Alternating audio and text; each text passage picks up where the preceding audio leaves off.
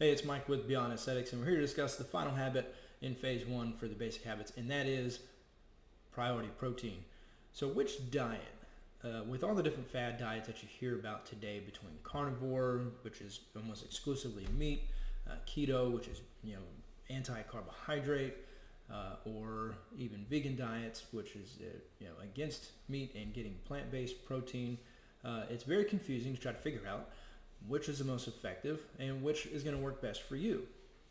So really I'm here to share with you what diet approach is going to give you the greatest fat loss, what's going to maximize muscle building, and really what's going to make dieting essentially painless and just so much simpler. And that is to put a greater emphasis on protein, which is massively contradictory with a lot of different fad diets and even the FDA.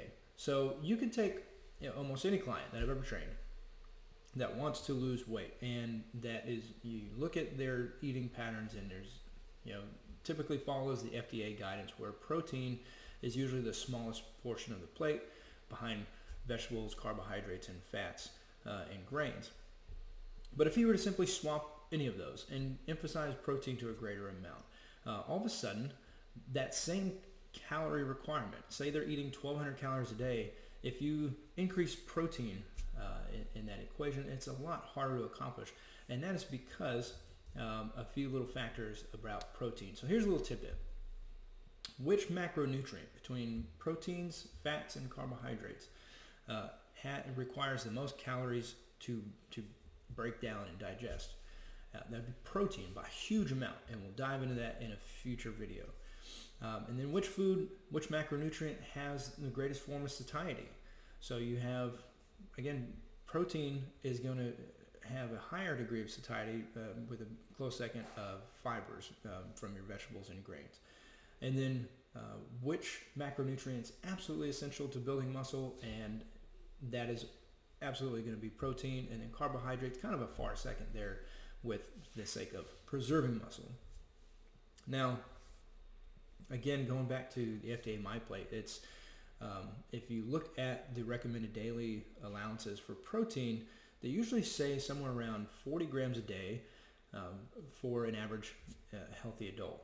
And that number is based on the required amount to maintain nitrogen balance for healthy kidney function, not necessarily somebody who's looking for performance, somebody that wants to build muscle and lose fat. And that's because muscle is not necessary for survival. So the FDA is not going to recommend that as just general dietary guidance.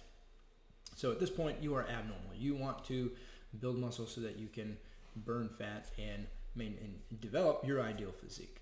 So what are we going to do to increase your daily protein?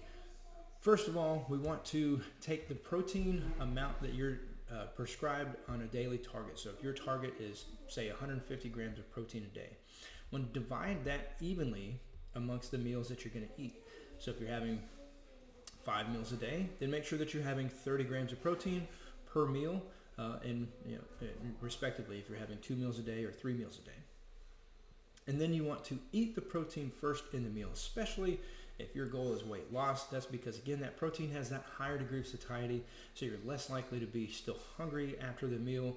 You're going to get the protein. There's always going to be a protein priority on protein first, and then you can come back and get your carbohydrates and your fats. And then to keep the other macronutrients down and to get quality proteins, focus on the lean proteins, which are included on this page. There's a list of top-ranked proteins as you scroll down, and it shows how much protein you're getting per 100 grams of weight. So enjoy this list, make that your priority. If calories are king, we always want to hit our calorie goals. Priority behind that is your protein requirement.